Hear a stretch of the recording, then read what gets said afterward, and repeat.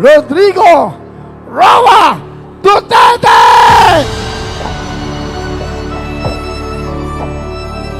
Lights, please, lights.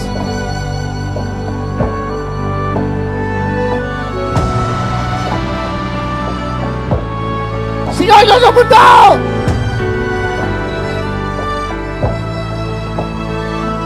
Ang nagmalasakit, nagmahal!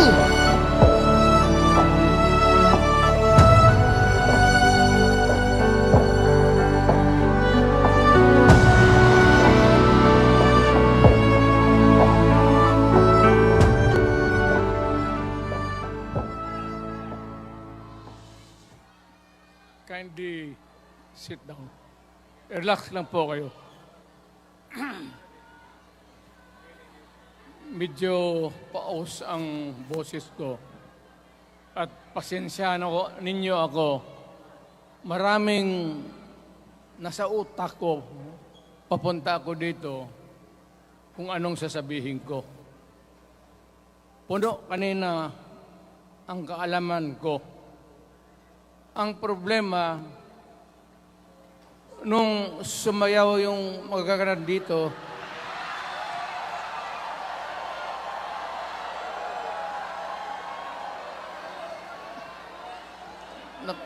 nakalimutan ko. Matanda na rin kasi ako. Ano ito? Meeting de Avance? Alam mo, nung unang panahon, wala naman tayong kamuang-muang, wala naman tayong kalaban, wala namang nagagalit sa atin. Pumunta ang Espanyol at inagaw ang ating lupa, hinirang. For 400 years, nagtiis ang Pilipino subjugated by foreigners. Then, during the American and Spanish War, natalo ang Espanyol at napunta ang ating bayan sa Amerika. Anak ng grabe ang tiis ng Pilipino, yung mga lolo natin, kung gaano na lang sila pinahirapan. Alam mo noon, kung hindi ka magsimba, ay may mga pare nandyan, they know the history of Christianity. Alam mo noon, kung hindi ka magsimba, 10 palo sa katawan mo. You doubt my... Ayan si Father Ibasco, Chief of Staff ko sa City Hall. Siya yung NPA leader doon sa Libungan. May plenum ang komunista. Itong mga sundalo natin, nandito sa harap ko, nahuli yan si Ibasco. At ako naman ay fiscal noon, pumunta ako sa Katitipan para i-administer ko yung oath niya, yung statement niya kung totoo o hindi.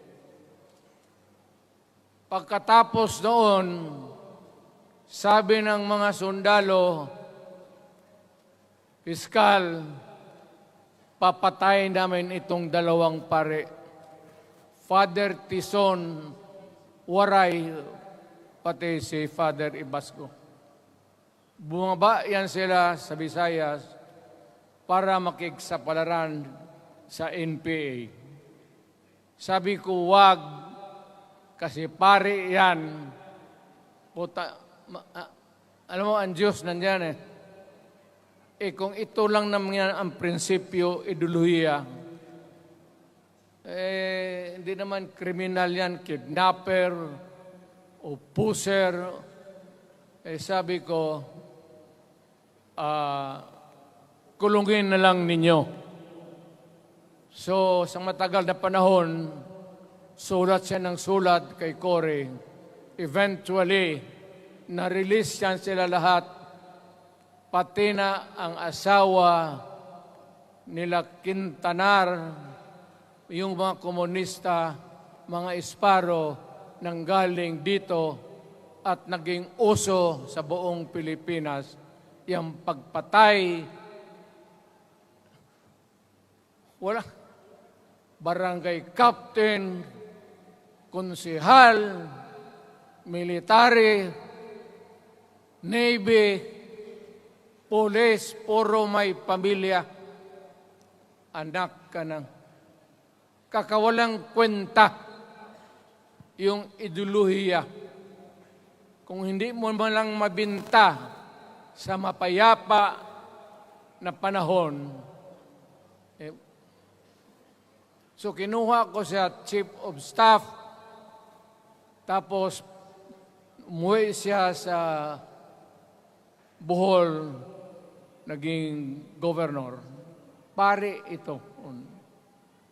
Nandito siya ngayon, kasama tayo, at maraming salamat.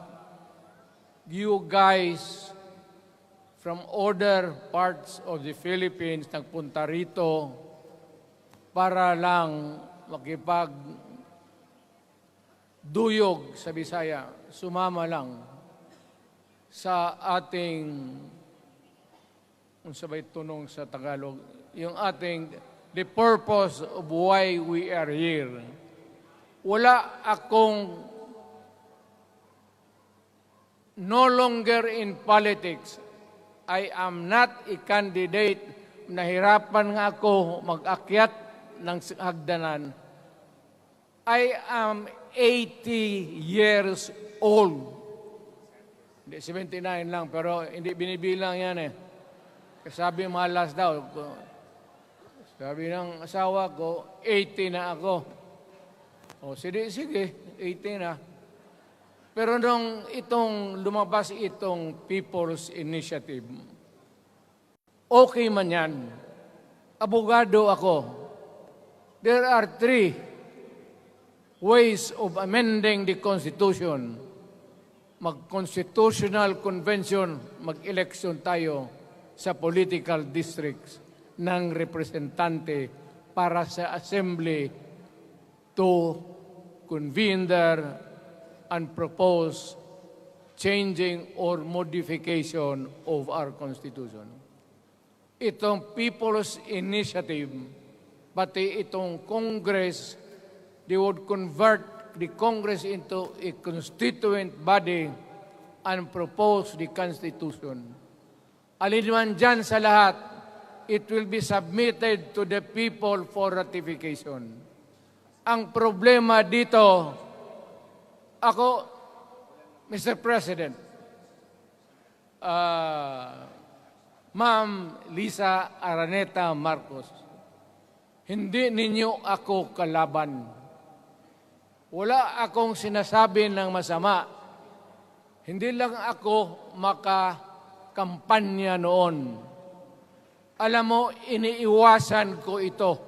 Itong panahon na ito talaga ang iniwasan ko kasi mapipilitan ako ngayon magsalita laban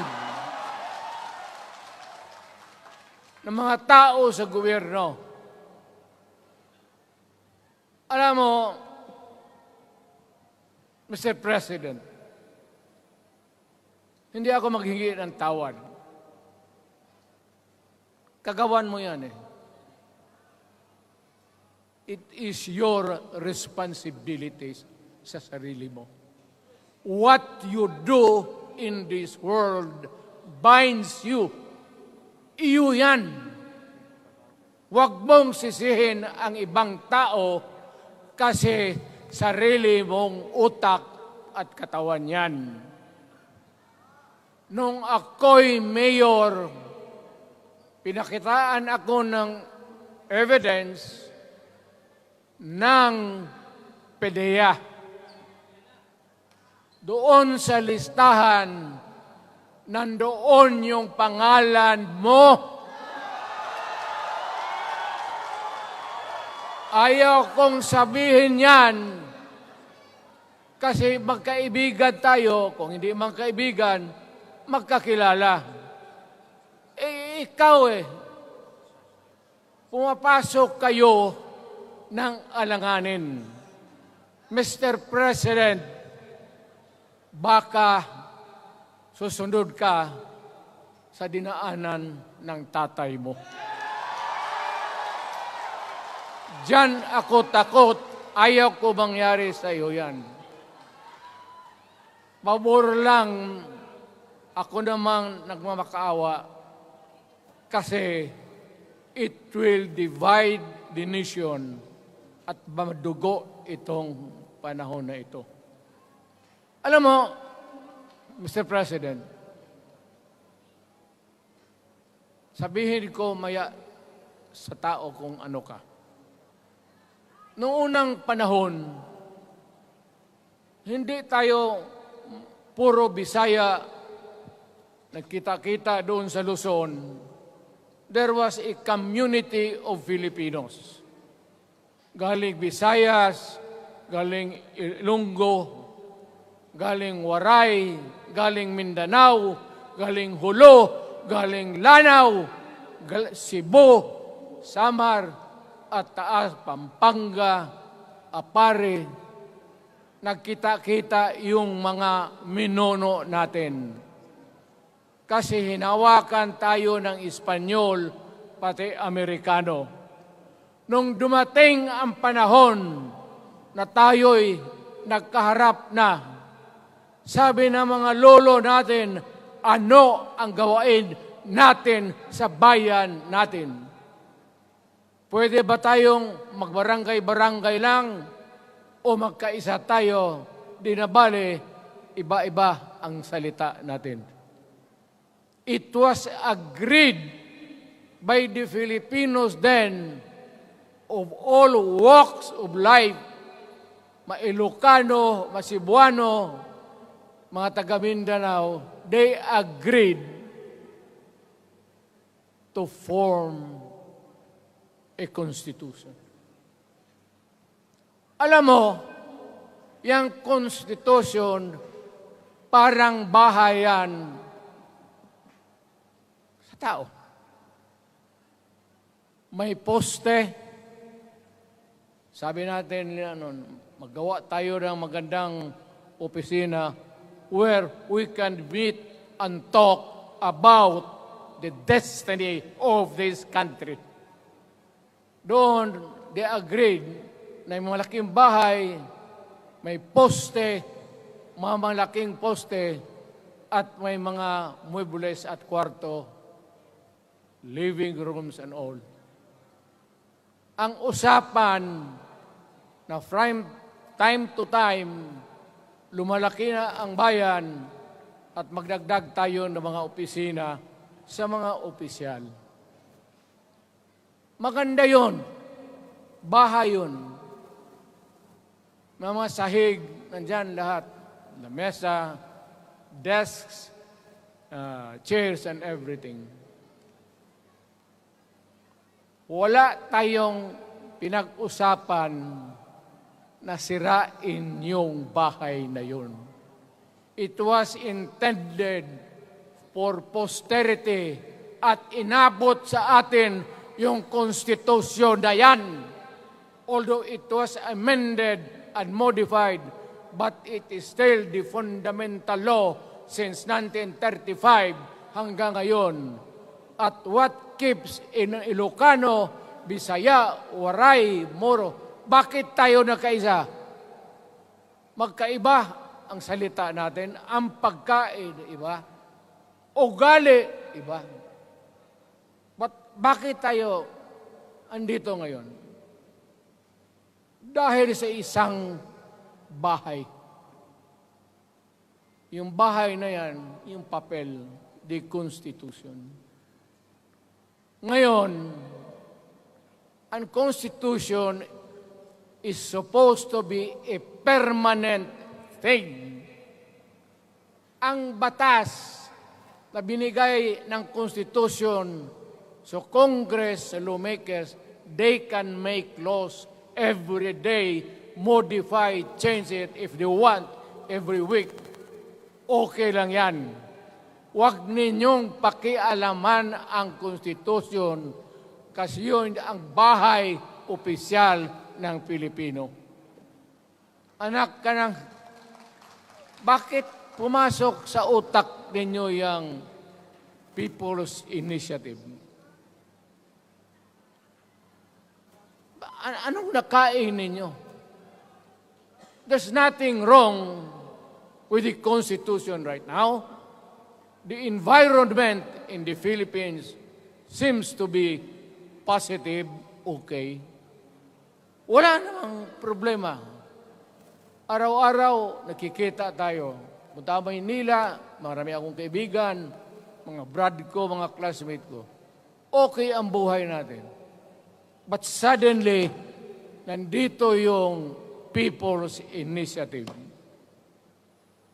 Alam mo, sa umpisa pa lang, nagdududa na ako. Bakit? People's Initiative manggaling sa tao.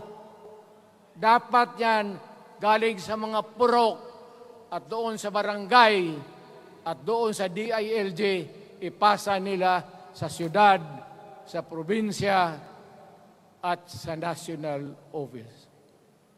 Dito mga congressman,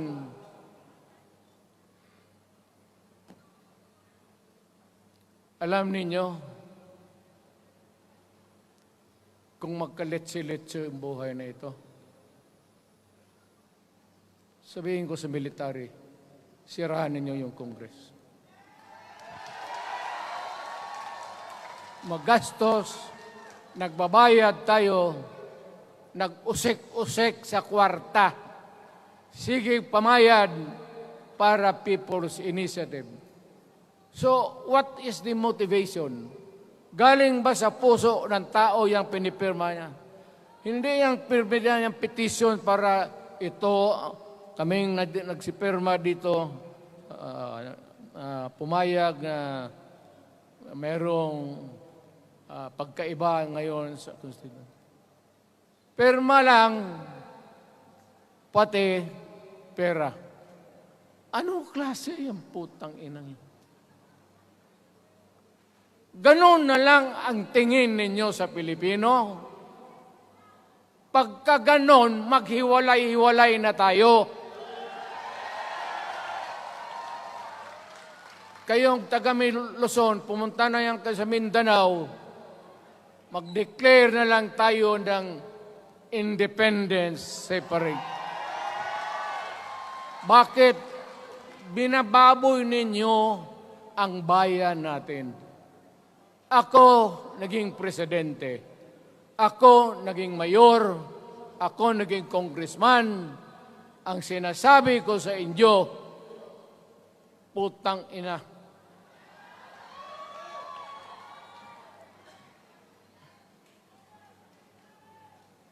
Malinis to. Baka ihi mo ito ha.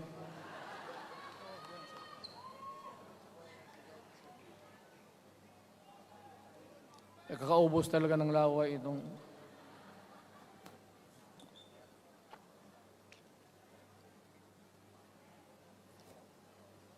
What do you expect? The national government, particularly ang Malacanang, anong gusto ninyong response? Niwala kayong mga seminar na ganon. You never educated the Filipino people. You want the Filipino to remain ignorant para you can do what you want with the country. Yan ang totoo.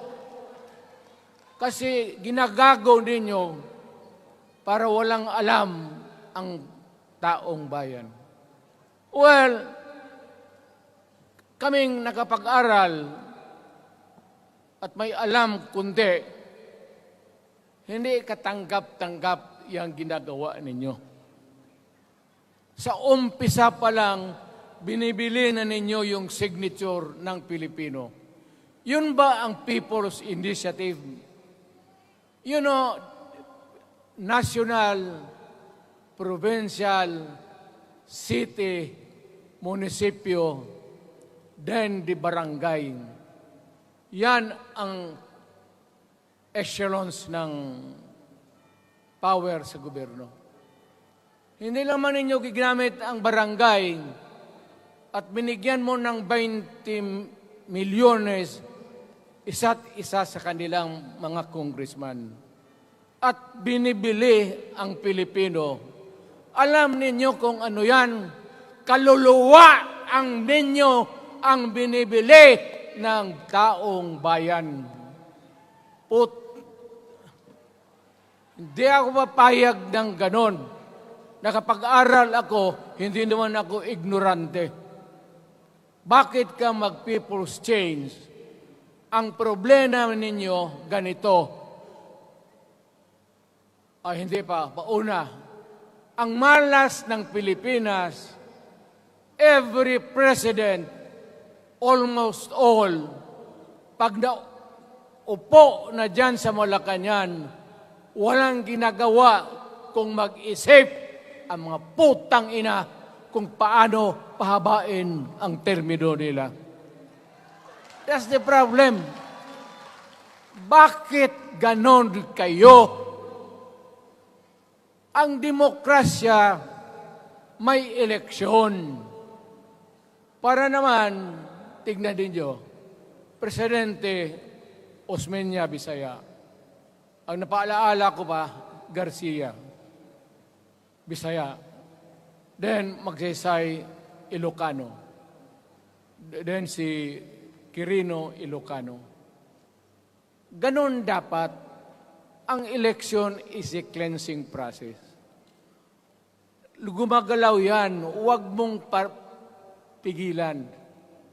Ngayon, kung ikaw nandyan, naupo ka, you stop the process of governance, hintuin mo, kasi pahabain mo ang termino, gusto mo.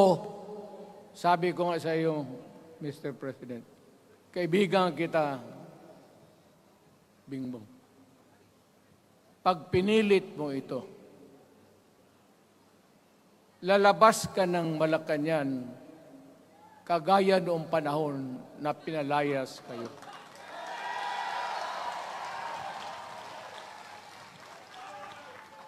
Alam ninyo, kung hindi na talaga ito mapigilan, nandyan ang military pati polis, makinig kayo.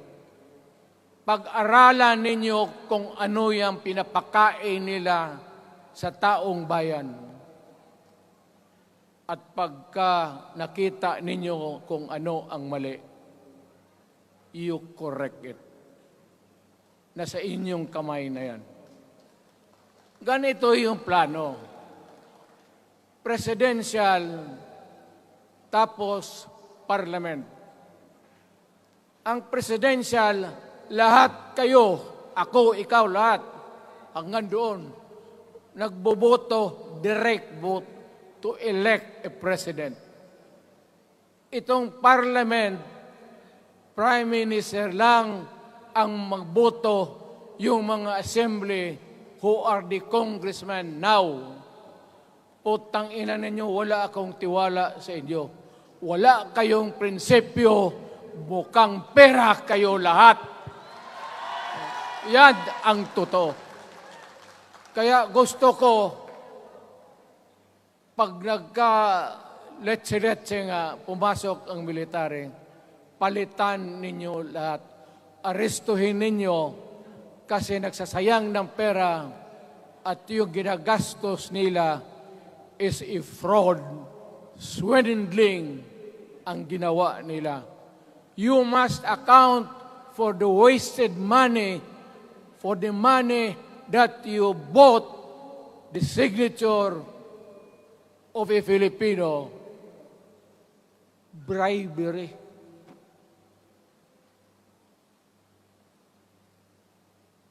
magdasal lang kayo. If by the grace of God, mabalik ako,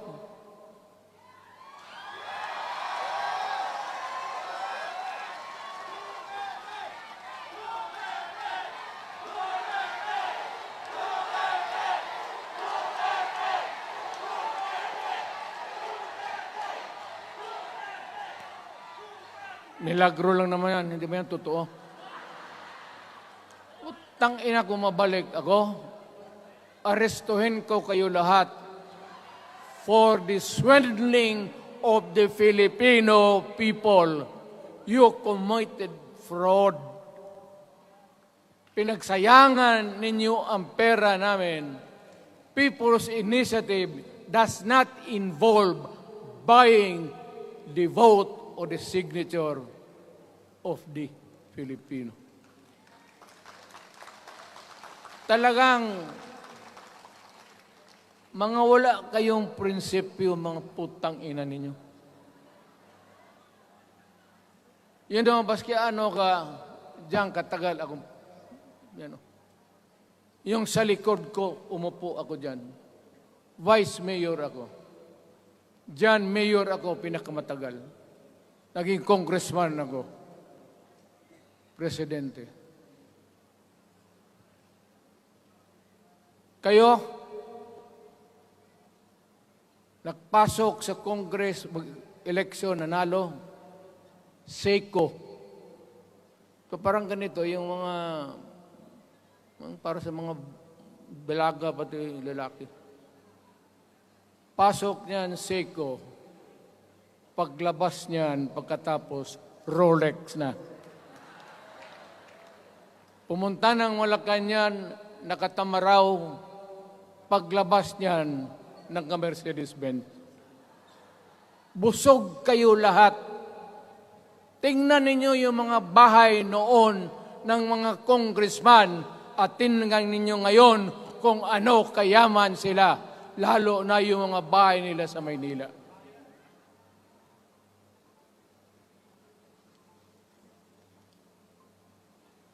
Wala kayong masabi sa akin. Alam mo bakit diretsahan ako magsalita?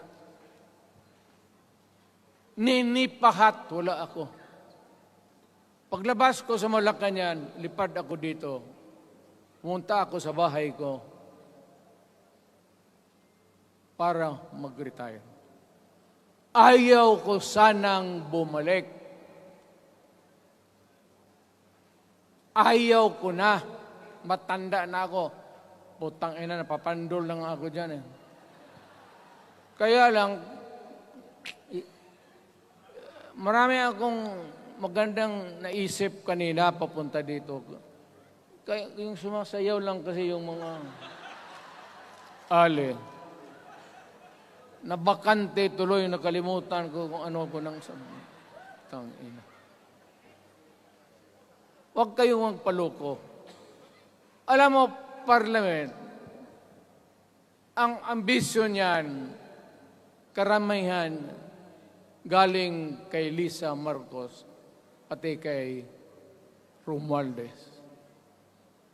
Bongbong bangag yan.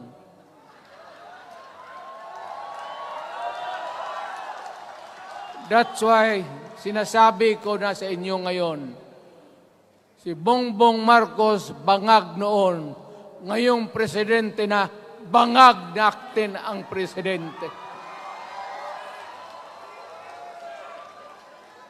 Kayong mga military, alam ninyo yan. Lalo na yung nasa Malacanang. Alam ninyo. The Armed Forces of the Philippines, alam ninyo. May drug addict tayo na presidente. Putang inang yan. Ayun ang, bakit ako nagkaroon ng kaso ng ICC? Sabi nila, pinapagpatay ko raw yung mga drug user at drug addict. Mabutit na lang, wala na ako sa pwesto, baka kasali ka pa. No, Mr. President, pinilit ninyo kami. Kayo yung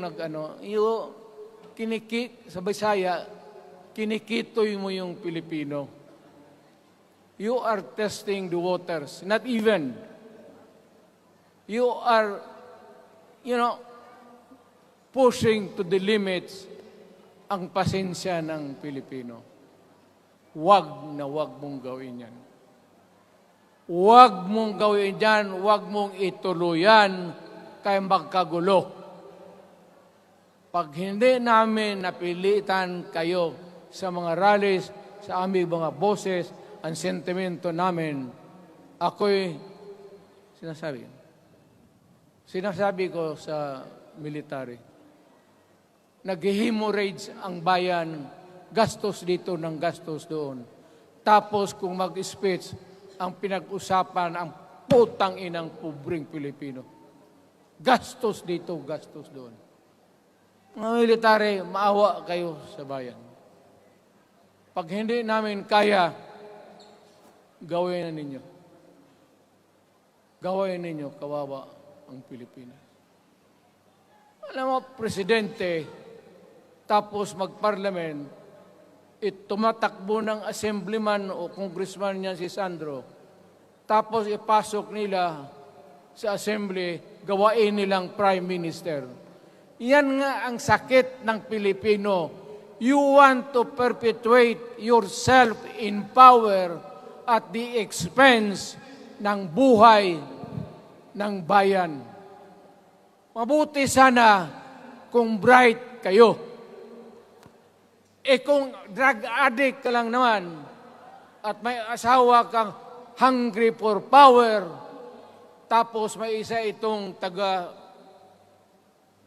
Leyte, gusto siyang mag-prime minister at gawin niya itong bongbong, diyan ka lang, ako ang bahala. Ceremonial president ka na lang. Ako na ang magpatakbo ng bayan sa parliament. Yan ang plano nila. Yan ang hindi talaga matanggap natin. Kalukuhan niyang putang ina. Huwag kayong, alam mo, bakit ako makipag-away ng presidente? Marami siyang sundalo. Kaya natin, kayong pumalag, pero there is always a time for everything. May panahon na ikaw ay sikat. Sa ayaw mo at sa hindi, may panahon ka talagang bababa dyan sa Malacanang. Gaano katagal ka man to hang on to the power, that is for God to decide for the nation. Kami, patayin ninyo, wala na akong silbi. Tapos na ako, naging presidente na ako. Nakatikim na ako ng pag-upo ng silya dyan sa Malacanang. Ganoon na lang ang ang alaga ko sa bayan. Alam mo ba, tanungin mo yung lahat ng senador, magbisita sila, isang kanin, isang pork chop o isda, sabaw. Noong panahon ko, sabi ko, yan lang ang mapakain ko sa inyo. Walang steak kasi mahal yan. Hindi natin pera itong kinakain natin. Yan ang totoo. Magtanong kayo ng taga-Malacan dyan. Hindi ako nagpabibida. Sinabi ko lang, huwag ninyong kalimutan, Mr. President, ang delikadesa. Mahirap yan. Magkaroon tayo ng... Ngayon, wala naman, yun naman lang ang dapat lang pagkwentuhan natin. Huwag kayong pumayag dyan. Binabastos kayo. Alam bakit? Bakit nadalhin tayo sa parliament? Anak ka na. So pag doon, kontrolado na nila, pati yung anak na assured na maging... Yan nga ang mahirap eh. Lahat na maging presidente, ang pamilya nila, walang inisip kung hindi paano titira dyan hanggang sa matapos ang panahon. May I remind you, itong election, papalit-palit ito. Para sa lahat, mayroong Ilocano, may Bicolano, may Bisaya. Hindi mo pwedeng suluhin yan. The election is a cleansing process. It does not, it's never the intention of the whoever wrote the Constitution na ikaw, isang Pilipino, taga-Paway, taga-Batangas, taga-Davao, ikaw, Rodrigo Duterte, nandiyan ka na, huwag ka nang umalis. It was not the intention of the lawmakers. Demokrasya tayo, Mr. President. Huwag mong kalimutan na isang term ka lang pagkatapos bababa ka na. Pag ayaw mong bumaba, utang ina magkagulo ang bayan, sabihin ko sa inyo. Ngayon, nakikinig kayong mga military. Gusto niyong iwasan ang dugo? Kayo lang ang makapigil nito. Putang ina, pigilan mo yung kalukuhan na yan.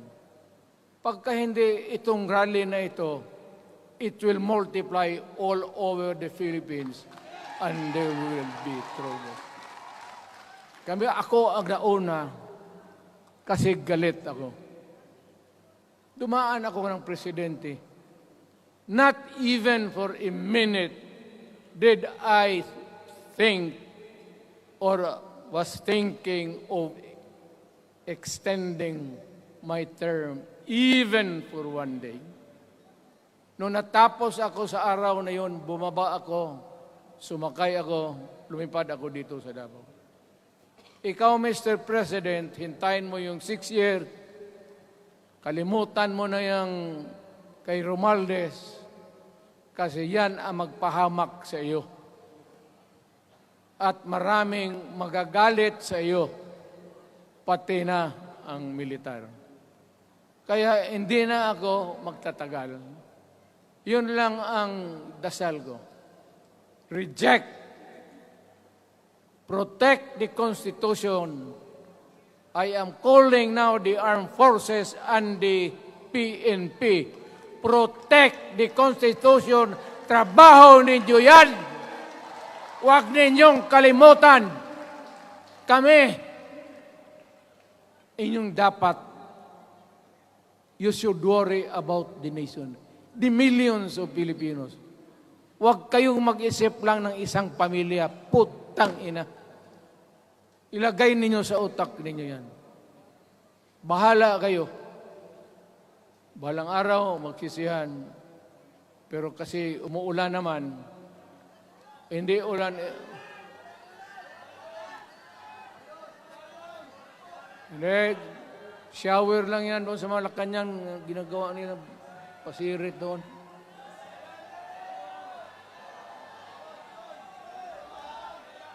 Wala naman rin akong masabi. Kasi hindi man ito eleksyon. Nakafocus lang ako sa People's Initiative and the way that they are handling the process of the People's Initiative. Ang nangyayari ngayon, hindi yan People's Initiative, kung hindi buying the people for their signatures. Pag-umpisa pa lang, bayaran na. At maniwala ka ng konstitusyon, lalabas yan maganda. Kung pira-pirahin lang tayo. Balang araw, wala na ako sa buhay. Maybe 10 years, 5 years from now. You might want to change some provision. Yung sabi nila, the usual excuse is economic provisions lang ang aming pakialaman. Putang ina, huwag kayong maniwala dyan sa mga yawa na yan. Puro kasing sinungaling ang mga ulol Alam mo, pag nagtawag ka ng Constitutional Convention through People's Initiative or when you open the Constitution, hindi mo pwedeng limitahan ang powers na yan. It's unlimited. Kung ano ang gawain nila at kung ano ang utos ng may pera, kung bayaran sila, ipagbili talaga tayo. Ipauhanin na lang ako, naghangi ako ng may mga congressman dito. Ito yung matitino. Nandito si Congressman Alvarez. Pumunta talaga siya. Hindi mo kasi niya ako hinayaya. Kapupunta sana ako ng Tagum. Para lang ako galit talaga. Bakit po putang ina? Siga. Bakit? Bisaya pa makumutan ko na imong naong. Magharap ka sa akin, ganoon ko yung mukha mo. Bakit? Bakit bigyan mong problema ang Pilipino? Ano ang kasalanan ng Pilipino at gumagastos kayo, binibili milyon ng milyon, kayong mga congressman, putang ina, istapa yan. Swindling yan. Kaya sabi ko, by stroke of faith, nabalik ako dyan sa Malacanang. Kayong lahat, kagaya ng Marcelo, ng tatay mo, Bongbong, kayong lahat, congressman, nandoon kayo sa Krami. Ipasok kayo ng 2 taon para leksyon ninyo. Hindi ka maleksyon ng kalukuhan ninyo. Wala. Hindi pa nga naayos ang kati. Ano bang, what's wrong with the Constitution? Tell me. Kung hindi yung inyong ambisyon. The real purpose itong constitutional changes sa People's Initiative is really to perpetuate those who are in power. Yan na lang ang ganyan ninyo. Marami akong sabihin, maybe kung patayin nila ako, putukin yung eroplano, wala na tayong magawa. Ngayon, kung sino, alam mo na kung sino, yung sa Malacanang, yun ang aristuhin ninyo. Sila nag-umpisa ng kaguluhan ito.